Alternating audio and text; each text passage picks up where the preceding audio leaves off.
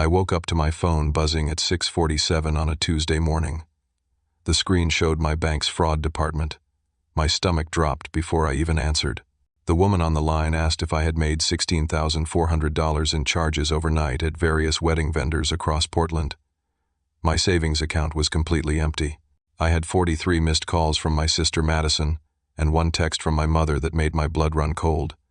Madison needed this more than you. Family comes first.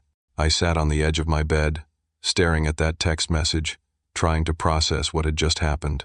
My name is Booker, and I am a 29-year-old software engineer living in a modest, one-bedroom apartment in southeast Portland.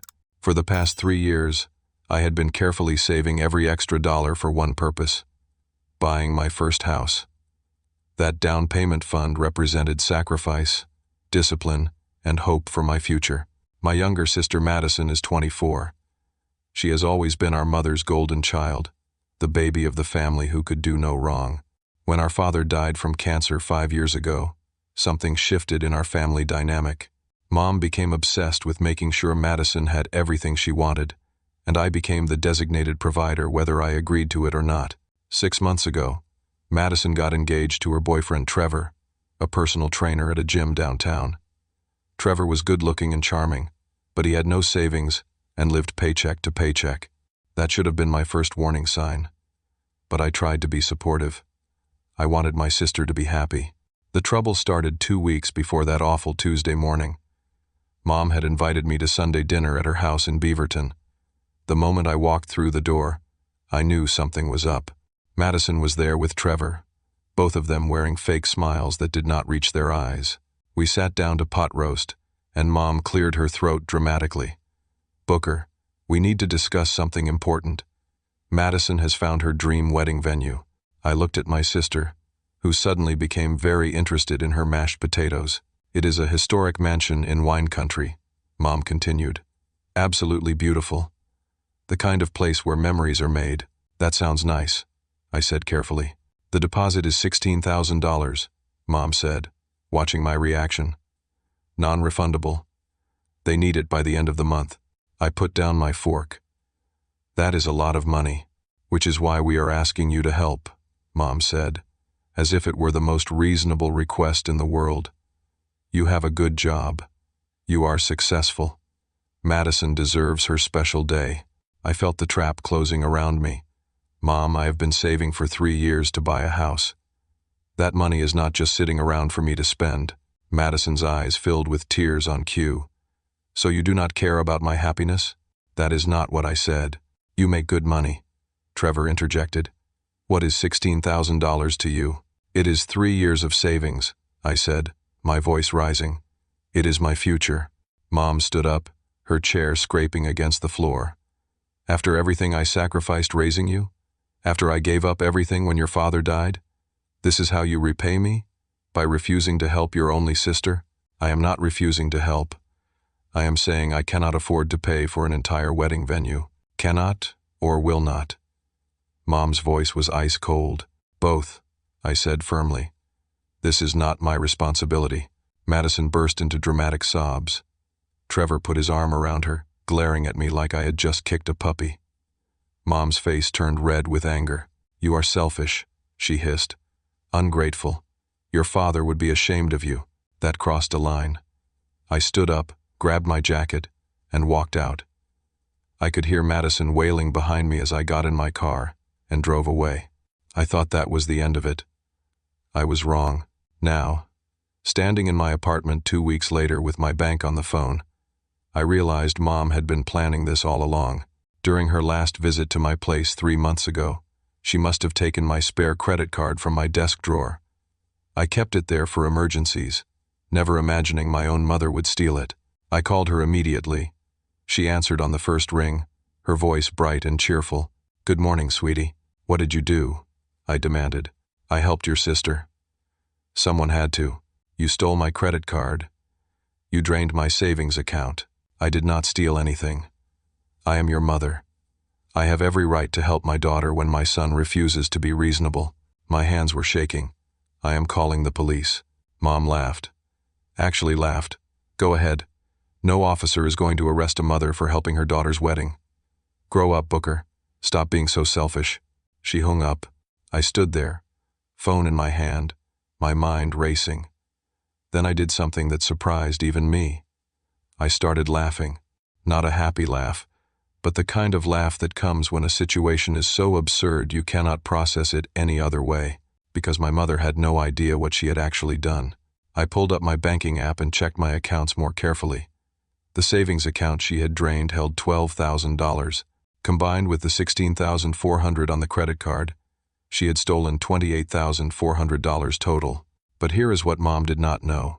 6 months ago, after one too many conversations where she hinted that I owed Madison financial support, I had gotten suspicious. I opened a second savings account at a completely different bank and started moving my real money there. The account Mom drained was a decoy. One I kept just enough money in to look legitimate but not enough to actually hurt me if something went wrong. My real savings, over $55,000, sat untouched in an account my mother did not know existed. The credit card was real though. That was going to be a problem. But as I sat there, still half laughing at the absurdity of it all, I realized something else. My mother had just handed me all the evidence I needed to prove what kind of person she really was. She had committed multiple felonies, and she was so confident in her manipulation that she did not even try to hide it. I stopped laughing and started planning. The first thing I did was call the credit card company back. I spoke with a fraud specialist named Karen, who listened patiently as I explained the situation. "So your mother took your physical card without permission and made these charges?" she asked. "Yes. I never authorized any of this." "And she admitted this to you?" "In a phone call about 20 minutes ago." Karen was quiet for a moment. "Okay, Mr. Booker. I am starting a fraud investigation. We will freeze the card immediately and reverse the charges temporarily while we investigate. This process typically takes 5 to 10 business days." Relief washed over me. "Thank you. You should also file a police report.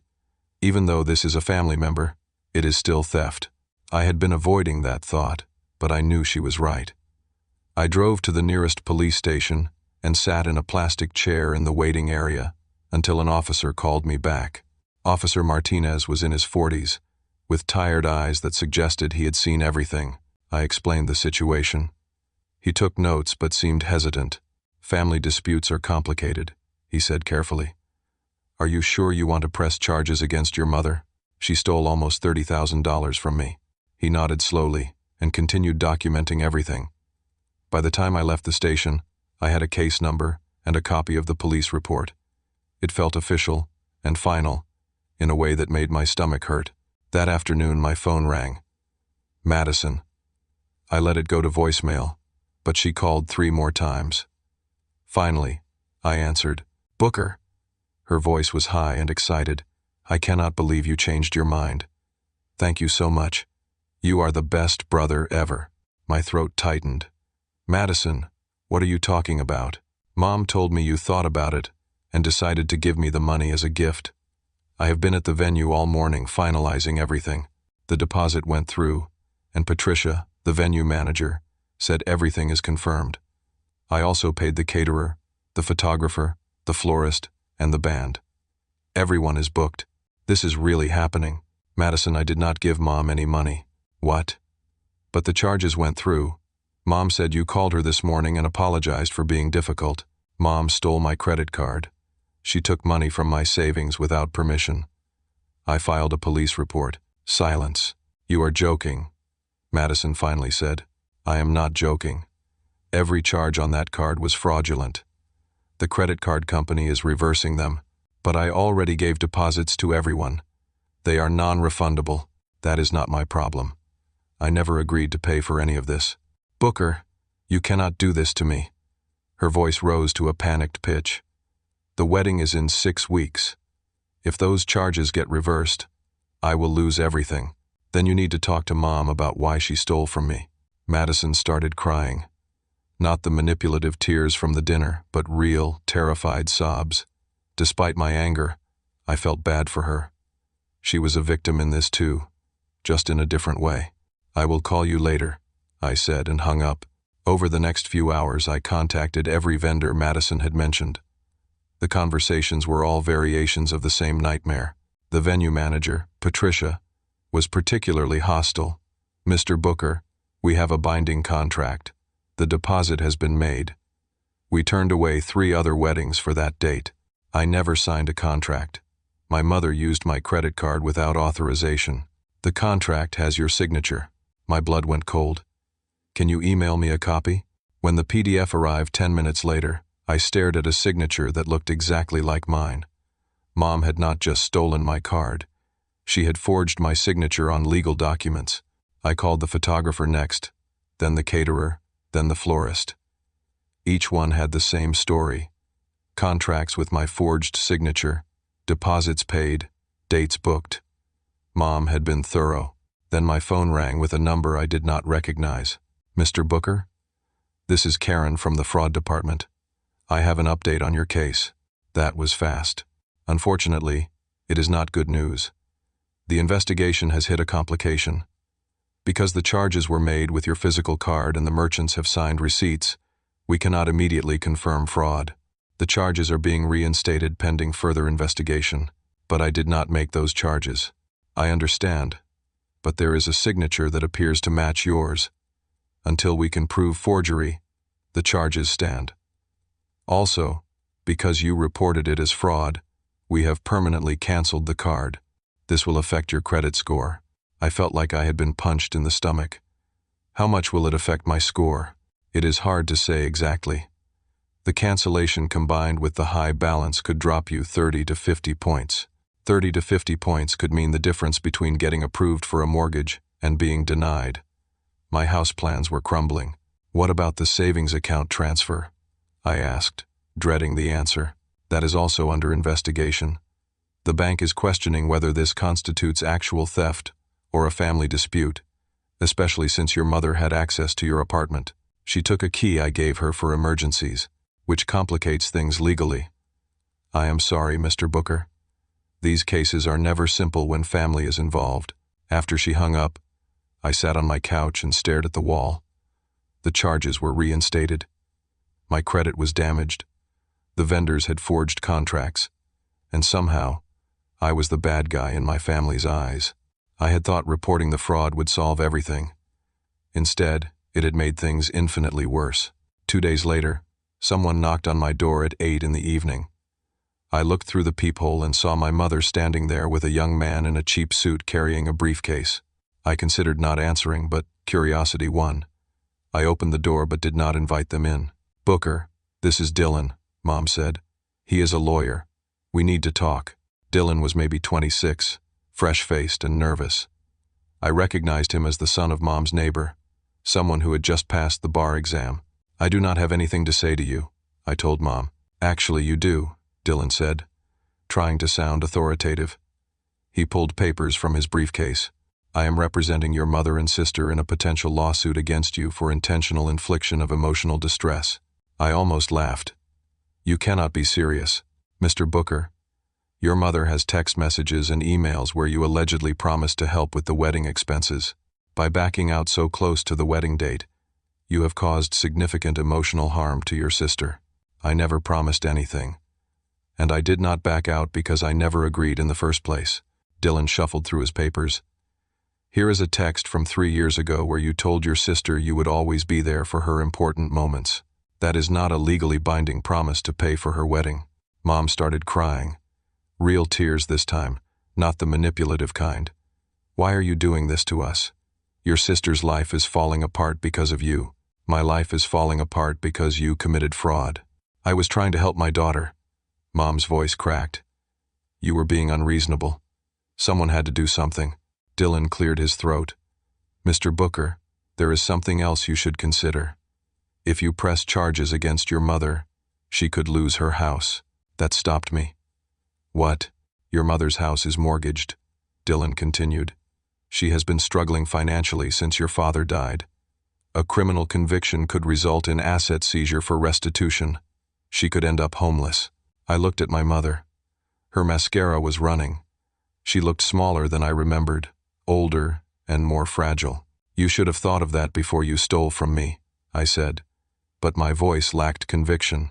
They left, but the seed of doubt had been planted. Could I really send my own mother to jail? Could I take away the house where I grew up? The next morning at work, my boss called me into his office. Teresa was a no-nonsense woman in her 50s, who had always been fair with me. "Booker, I got a concerning phone call yesterday," she said. "Someone claiming to be a family member said you are having a personal crisis and might be unreliable." My face flushed hot. "Who called?" They did not leave a name. "They suggested you might be dealing with mental health issues that could affect your work performance." "That is my mother," I said through gritted teeth. "She is trying to manipulate the situation." Teresa studied me for a long moment. "Is everything okay at home?" I wanted to unload everything, but I held back. "There is a family dispute about money. It is being handled. It will not affect my work. I hope that is true. You are a valuable employee, but I need to know you are reliable." "I am," I said firmly. Even though I felt anything but reliable, I left her office feeling exposed and vulnerable. Mom was not just attacking my finances, she was attacking my professional reputation too. That evening, Madison called. I almost did not answer, but something made me pick up. "Booker, the vendors called me," she said, her voice thick with tears. "They said the payments are being disputed. Patricia from the venue said, if the charges do not clear, I will lose my deposit and still owe cancellation fees. The photographer said the same thing. This cannot be happening. Madison, Mom stole from me. What did you expect to happen? I did not know. You have to believe me. I thought you agreed to help. And now? Now I do not know what to believe." She was sobbing. "Mom keeps saying you promised, but you keep saying she stole from you. I do not know who is telling the truth. I am telling the truth." "Then why would Mom do this?" "You should ask her that." There was a long pause. "Trevor is furious with you. Trevor can be as furious as he wants. This does not involve him. He said his parents were going to pay for the rehearsal dinner, $3,000. But Mom told them you were covering all the wedding costs, so they said they would not pay for anything now. They think everything is handled." I rubbed my temples. The disaster was spreading in directions I had not anticipated. "Trevor said if this wedding gets canceled, he is going to blame you," Madison continued. "He said he might call off the whole thing and tell everyone it is your fault. If he loves you, he will marry you regardless of the venue or the cost. That is easy for you to say. You are not the one losing everything." She hung up. An hour later, Trevor called. I let it go to voicemail, but he called 3 more times. Finally, I answered. "You need to fix this," he said without preamble. His voice was hard, threatening. I did not break anything. "Madison is having panic attacks. Her mother is crying constantly. All because you are too cheap to help family." "I am not cheap. I am being stolen from." "Whatever, man. All I know is you are destroying my wedding and hurting the woman I love. If this falls apart, I am going to make sure everyone knows it is because of you. Your whole family, your job, everyone. Are you threatening me? I am promising you. Fix this, or you will regret it." He hung up before I could respond. I sat there, phone in hand, realizing how thoroughly trapped I had become. My mother had stolen from me. My sister believed I was the villain. My future brother-in-law was making threats. My job was at risk. And I still had not solved any of the actual problems. Then my mailbox notification chimed on my phone. I had a letter scanned from the Postal Service. It was from a collections agency. I opened it with shaking hands. The letter informed me that the wedding venue had sent my account to collections for the $16,000 deposit. Because the credit card charge had been reversed, they were demanding immediate payment, plus penalties and fees. The total was now $18,000. If I did not pay within 30 days, they would sue me. My credit score, which I checked obsessively now, had dropped 43 points in 2 days. But the worst discovery came when I pulled my full credit report that night. My mother had opened 2 additional credit cards in my name months ago. She must have used my information from old tax documents she kept from when she did my taxes years ago. Those cards had balances totaling $9,000, all cash advances taken out over the past 4 months. The total fraudulent debt now attached to my name was $37,000. My mother had not just stolen from me, she had destroyed my financial identity. I took a personal day from work and drove to meet with a financial advisor recommended by a friend.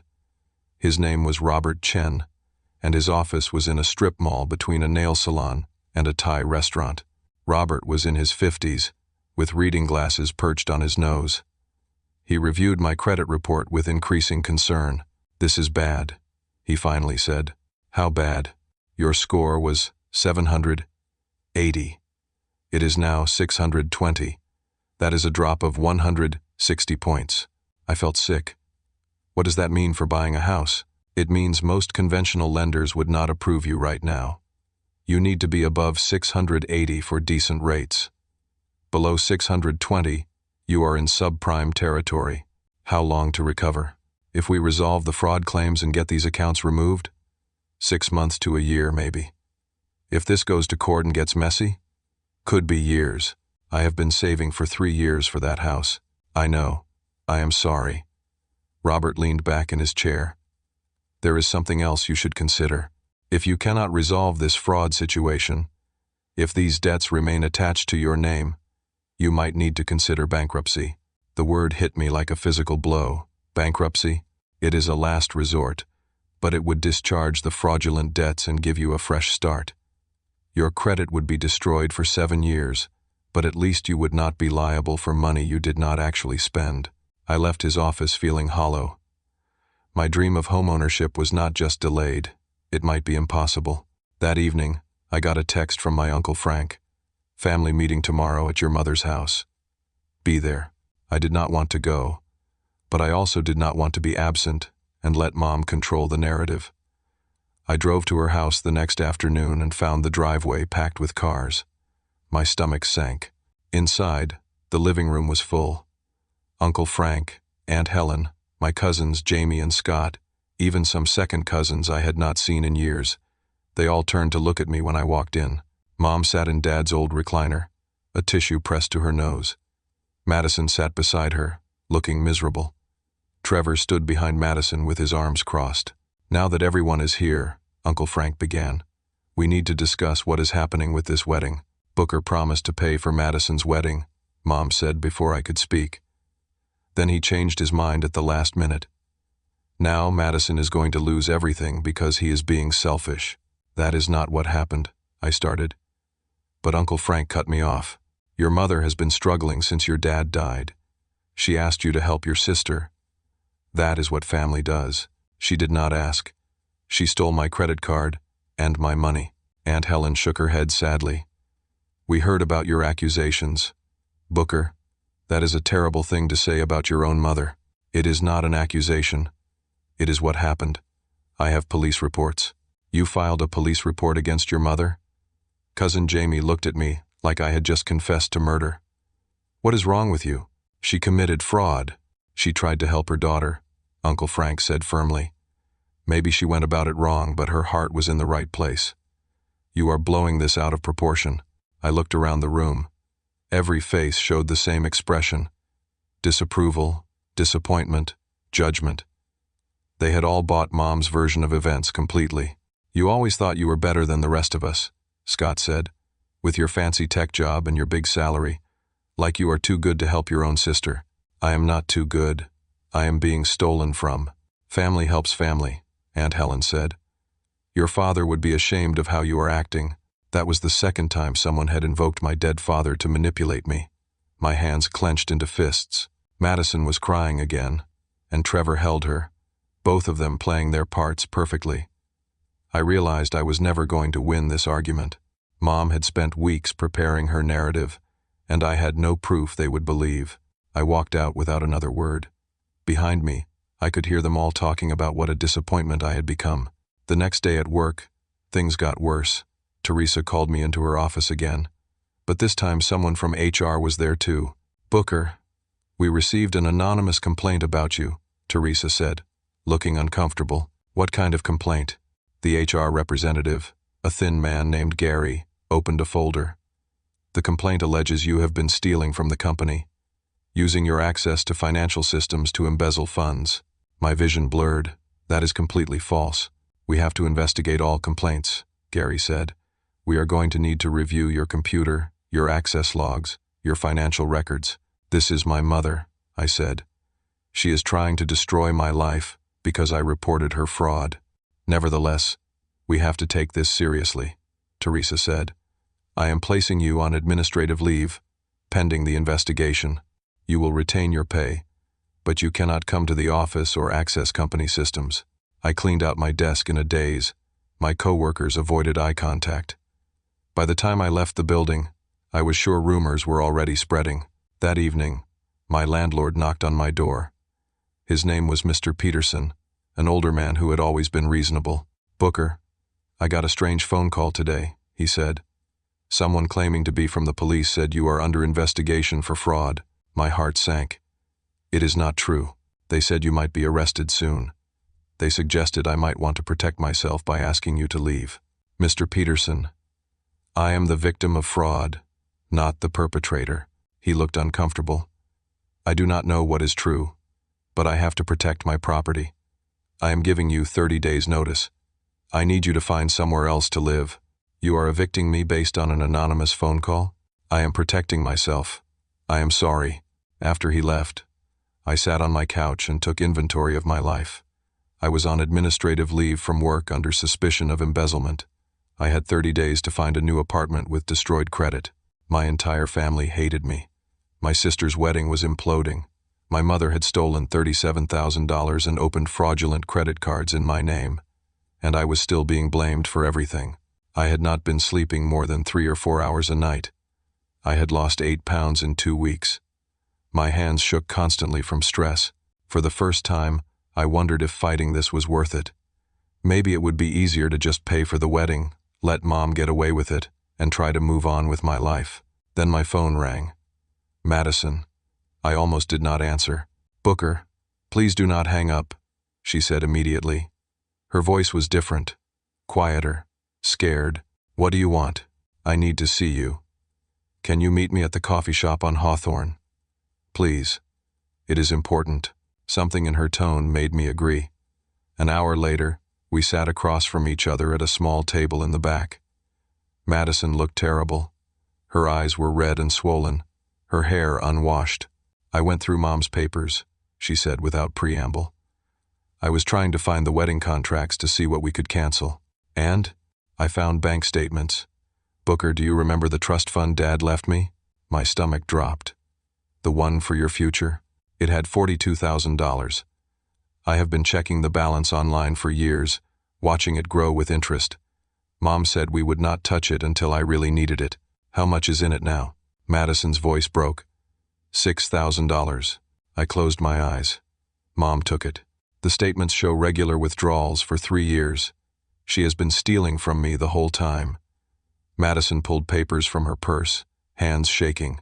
1,500 here, 2,000 there, 3,000 for something else. She drained almost everything.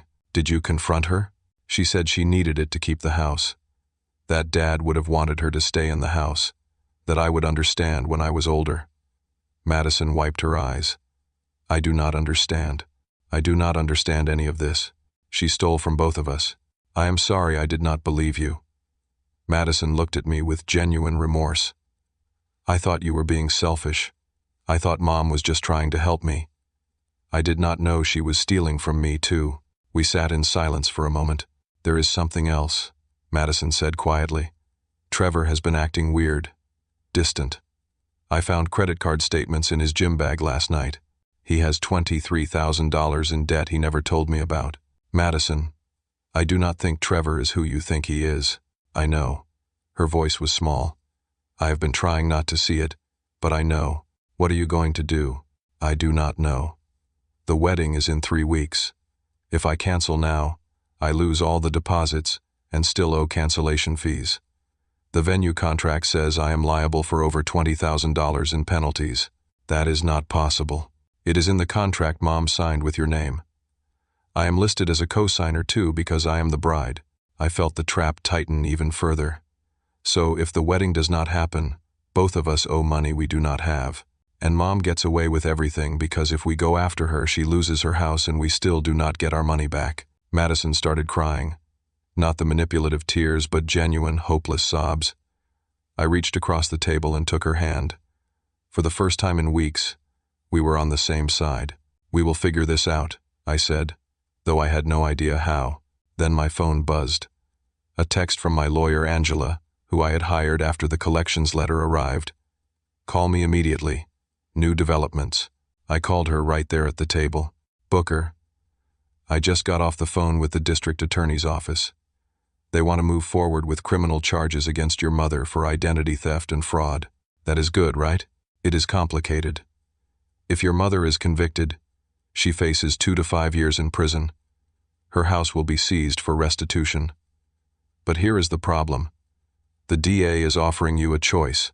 If you drop the charges, they will not prosecute." "Why would I drop the charges?" "Because the wedding vendors are filing a joint civil lawsuit against you, Madison, and your mother. They are suing for $68,000 total.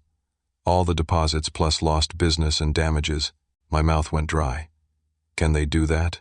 "Yes. And here is the worst part. In family fraud cases, courts sometimes view jointly shared resources differently. Even if you win the criminal case and your mother goes to jail, you could still be liable in the civil case because the money was spent on family purposes. That makes no sense. I know. But it is how the law works sometimes. You face a choice: prosecute your mother criminally and probably still lose the civil case, or drop the charges and try to negotiate a settlement. Either way, I lose. I am afraid so. I am sorry, Booker." I hung up and looked at Madison. She had heard enough of the conversation to understand. "We are both screwed," she said. "Yeah, we are."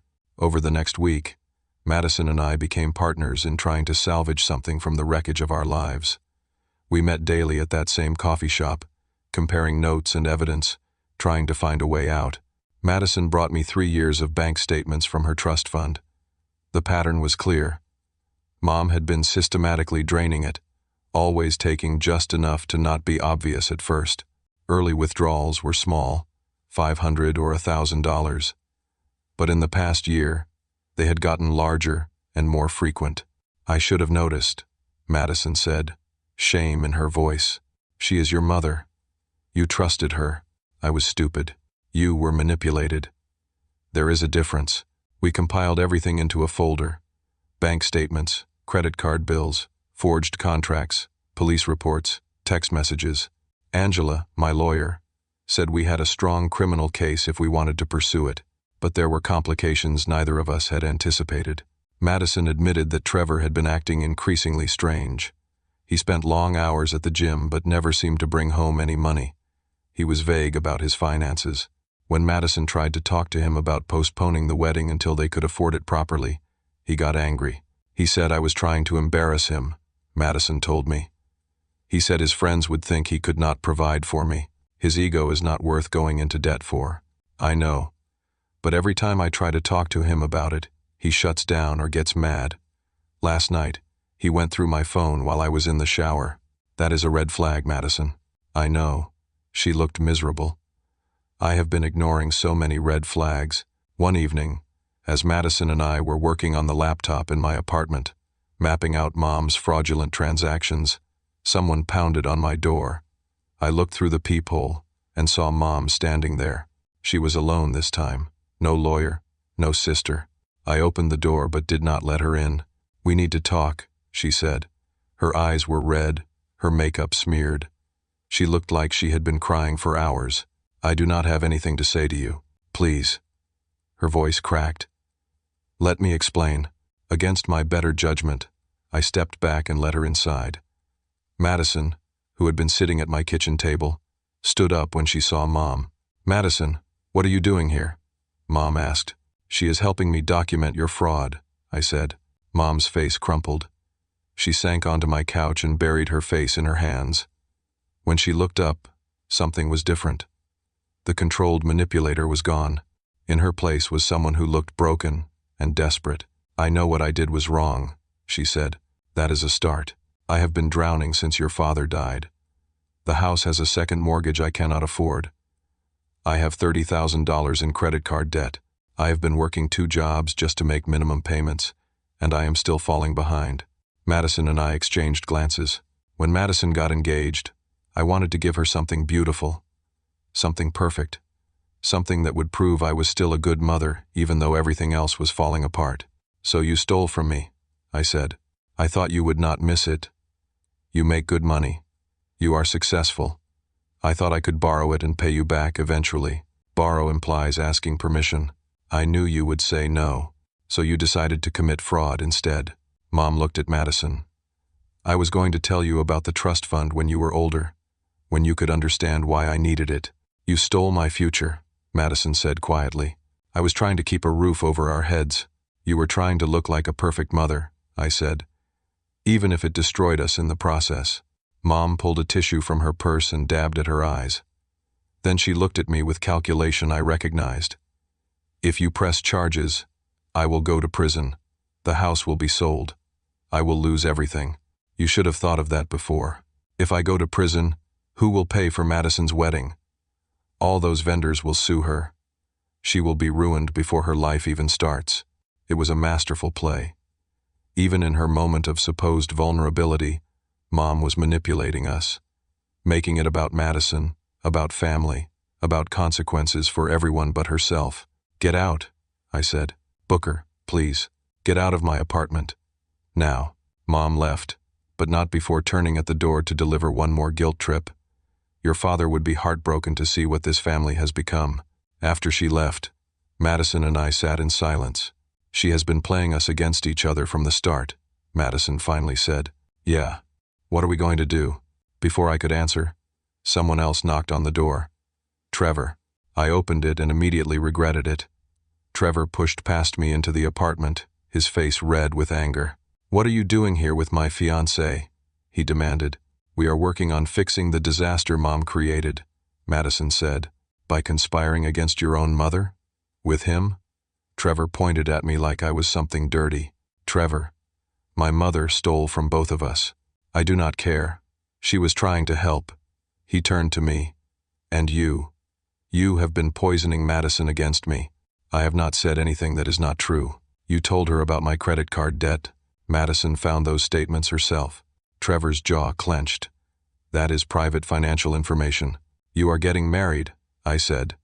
"There is no private financial information between spouses. Stay out of our relationship." "He is my brother," Madison said. "And he has been helping me."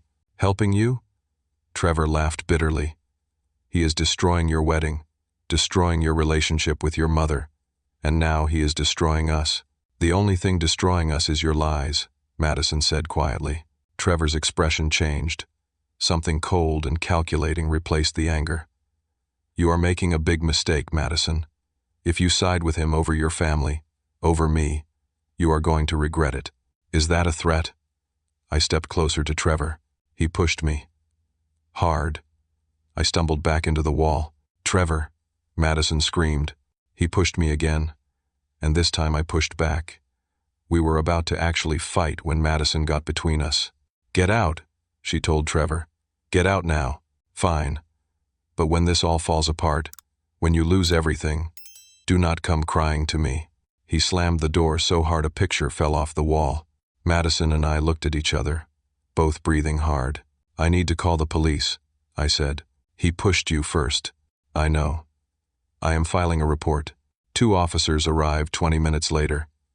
I explained what happened, and Madison corroborated. They took statements and said they would contact Trevor. After they left, I told Madison what I had been thinking about. "Trevor knew," I said, "about Mom's financial problems, about the fraud. He was in on it." "What?" "Think about it. An expensive wedding, vendors his trainer clients recommended, pressure on me to pay. He and Mom were working together." Madison's face went pale. "No, I think Trevor saw you as a way to access my money through Mom. The whole engagement might have been part of the plan. That cannot be true." But even as she said it, I could see her piecing it together. Trevor's insistence on the expensive venue, his anger when I refused to pay, his sudden interest in family unity, it all made a sick kind of sense. Madison stayed at my apartment that night, too scared to go home. We slept in shifts, both of us jumping at every sound. The next morning I got a call from the district attorney's office. They wanted to move forward with charges against Mom, but they had questions about Trevor's involvement too. They asked Madison and me to come in for additional statements. At the DA's office, we spent 3 hours going through everything. The prosecutor, a sharp woman named Linda, took copious notes. "This is one of the more complicated family fraud cases I have seen," she said. "But you have good documentation. What happens now?" I asked. "We are going to offer your mother a plea deal. Plead guilty, make full restitution, serve probation instead of prison time. If she accepts, this can be resolved relatively quickly. And if she does not, then we go to trial, which could take a year or more." After leaving the DA's office, Madison and I went back to my apartment. She checked her phone and gasped. "What is it?" "The venue. They sent another letter. They are accelerating their lawsuit. They want $68,000 within 30 days, or they are going after everything we own." I checked my own email and found the same letter. "We do not have $68,000, Madison said. "Even together." "I know." My phone rang. It was Angela, my lawyer. "Booker, we have a serious problem. Trevor just filed a lawsuit against you." "For what?" "Defamation and intentional interference with his relationship with Madison. He is claiming you poisoned Madison against him and cost him his future wife and financial security. He is suing for $200,000. I sat down heavily. "This keeps getting worse. There is more. Your company's audit found discrepancies in your accounts." My blood went cold. "What kind of discrepancies?" "Small amounts, carefully planted to look like you were embezzling. It is not enough to prosecute, but it is enough to terminate your employment. I just got off the phone with your boss. You have been officially fired." I could not speak, could not breathe. "Booker?" Angela's voice came through the phone. "Are you there?" "Yeah. I am here. I am sorry. Someone has been very carefully framing you. The timing, the amounts, everything matches your access to the financial systems. Whoever did this knew exactly what they were doing." After I hung up, I told Madison everything. "You lost your job," she said, horrified, "and I am being sued for $200,000. And we still owe the vendors $68,000, and my credit is destroyed. And I have 30 days to find a new apartment with no job and bad credit." We sat there, both of us, staring at the wreckage of our lives. Everything I had worked for, everything I had saved for, everything I had planned, was gone. My mother had not just stolen my money. She had orchestrated the complete destruction of my life, and somehow, I was still supposed to be the villain in this story. I spent that night staring at the ceiling, running through every option and finding them all impossible. Let Mom go to jail? Still lose the civil case. Drop the charges? Still lose everything and she gets away with it. Pay the vendors? Go bankrupt? Fight the lawsuits? Years in court with no job and no money. Every path led to disaster. Around 3 in the morning, my phone rang. Unknown number. I almost did not answer, but something made me pick up. "Hello? Is this Booker?" A woman's voice. Unfamiliar. "Who is this?" "My name is Natalie. You do not know me, but I know Trevor." I sat up in bed. "How did you get my number?" "I saw your name in the news. The fraud case. I did some digging and found your number. I hope that is okay. What do you want?" "I dated Trevor 2 years ago. I saw him on the news with your sister and I had to reach out. He is going to destroy her just like he destroyed me." My heart started pounding. "Tell me everything." Natalie's story spilled out in a rush. She had met Trevor at his gym 3 years ago. He was charming, attentive, seemed perfect. They got engaged after 6 months. He wanted a big wedding, she said, really expensive. My mother had some money saved, and Trevor convinced me that she would want to help us. He pushed and pushed until I finally asked her, "What happened?" "My mom gave us $35,000 for the wedding. Deposits, vendors, everything. Then a week before the wedding, Trevor disappeared." "What?" "Just vanished. Took the money and left. We never saw him again. My mom tried to get the deposits back, but most of them were non-refundable. We lost almost everything." "Did you go to the police?" "We tried. But because we gave him the money willingly, there was not much they could do. They said it was a civil matter. We were just another couple that broke up before the wedding. But he took the money. He did. But proving theft was impossible. Technically, the money was for our wedding. That it did not happen was just bad luck, according to the police. My mind was racing. Natalie, would you be willing to testify about this? To make a statement? Why do you think I called? When I saw the news, I knew he was doing it again. I could not let him get away with it twice. Do you have any documentation? I have everything. Bank statements, wedding contracts, text messages. I kept it all in case I ever got the chance to stop him from doing this to someone else. Can you send them to me? I will do better than that. I will come to Portland. I want to help you stop him. After we hung up, I woke Madison up and told her everything. Trevor ran this exact scam before. She looked like she might be sick, and probably more than once. Natalie said she heard from another woman who had a similar experience with him in Seattle, so he never loved me at all. I am sorry, Madison. She was quiet for a long time. Then she straightened her shoulders. What do? We call Angela. We get Natalie's evidence. And we fight back. The next morning, I contacted Angela and told her about Natalie. She was interested but cautious. If we can prove Trevor has done this before, it changes everything. It shows a pattern of fraud, not just a relationship gone bad.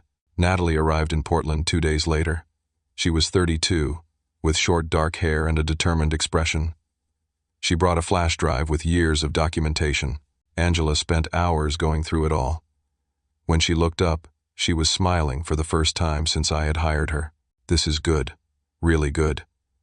Trevor used the same playbook, same types of vendors, same pressure tactics, same sudden disappearance with the money. We can establish pattern and intent. What does that mean for the lawsuits? I asked. It means we can file fraud charges against Trevor. It means Madison can get out of her engagement without penalty because it was based on fraud. And it might mean the vendor contracts are void because they were part of a fraudulent scheme. What about Mom? Angela's expression sobered. That is still complicated. But if we can prove Trevor manipulated her, used her to access your money, it might reduce her culpability.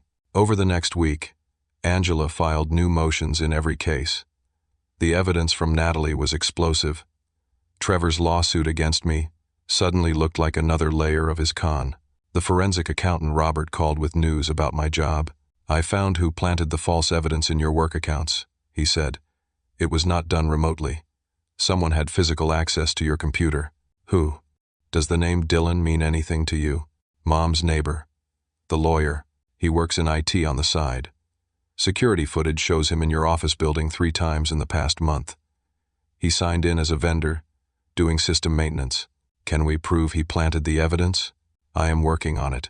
But the fact that he was there at all, combined with his relationship to your mother, is enough to cast serious doubt on the embezzlement claims. I called my former boss, Teresa, and told her everything. She agreed to review the findings. If you are right, we owe you an apology, she said, and your job back. Things started moving quickly after that.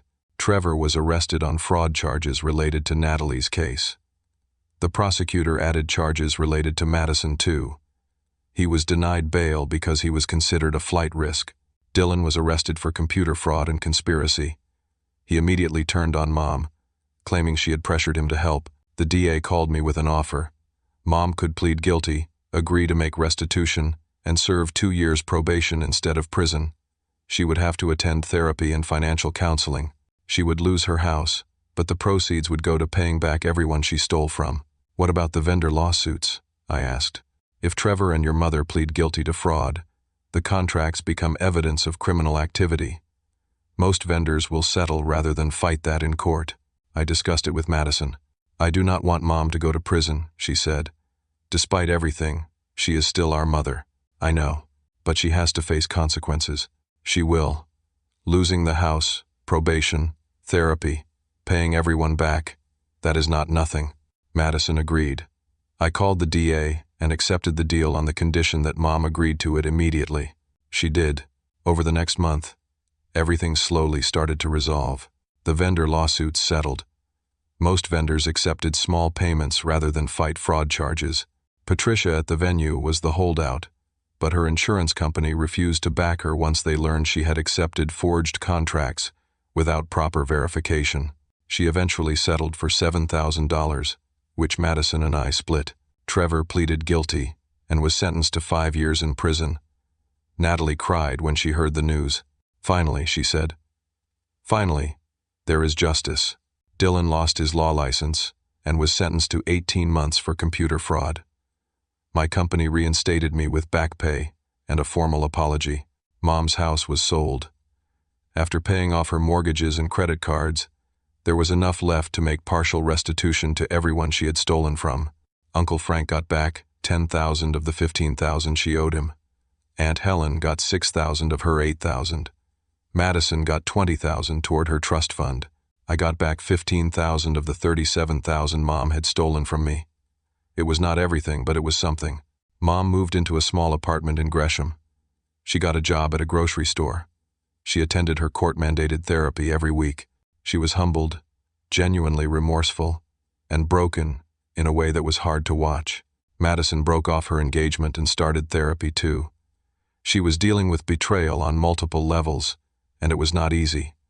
But she was resilient, stronger than I had given her credit for. My credit score started to recover. The fraudulent accounts were removed from my credit report. The collections agencies were paid off. 6 months after everything fell apart, I was back up to a 700 credit score. I found a new apartment, a nicer one with better security. I changed all my passwords, got identity theft protection, and set up alerts on all my accounts. Uncle Frank and Aunt Helen apologized for not believing me. The extended family slowly came around once they understood what had really happened. It was not perfect, it was not easy, but it was resolution. 8 months after that terrible Tuesday morning phone call, I stood in the living room of my new house. Not the house I had originally planned to buy, but a different one. Better, actually. A 3-bedroom bungalow in southeast Portland, with a small backyard and a porch where I could sit on summer evenings. My credit had recovered enough to qualify for a mortgage. The down payment was smaller than I had planned, but it was enough. I had my house. Madison helped me move in. She looked healthier than she had in months. Therapy was helping. She had gotten a job at a marketing firm and was living in her own apartment, rebuilding her life one day at a time. "I am proud of you," she said as we unpacked boxes in the kitchen. "For what?" "For not giving up. For fighting back. For proving that standing up for yourself is not selfish." We hung pictures on the walls. One was of me and Madison at a coffee shop, genuinely smiling. Another was of our father, reminding me of the values he had tried to instill in me: integrity, strength, compassion. My phone rang. A number I had saved. Emma. She was Angela's paralegal, the woman I had met during all the legal chaos. We had started dating 2 months ago. She was kind, funny, and most importantly, she understood what I had been through. "Hey," she said when I answered. "How is the move going?" "Good. Madison is helping. I am bringing dinner later." "Pizza, okay?" "Perfect." After I hung up, Madison smiled at me. "She is good for you." "Yeah, she is." We finished unpacking and sat on the porch with iced tea, watching the sunset. "Do you ever talk to Mom?" Madison asked. "Once a month or so. Brief phone calls. How is work? How is therapy? Basic stuff. Do you think you will ever forgive her?" I thought about that. I do not know. What she did was wrong. Really wrong. But I also understand she was drowning and desperate. That does not excuse it, but it helps me understand it.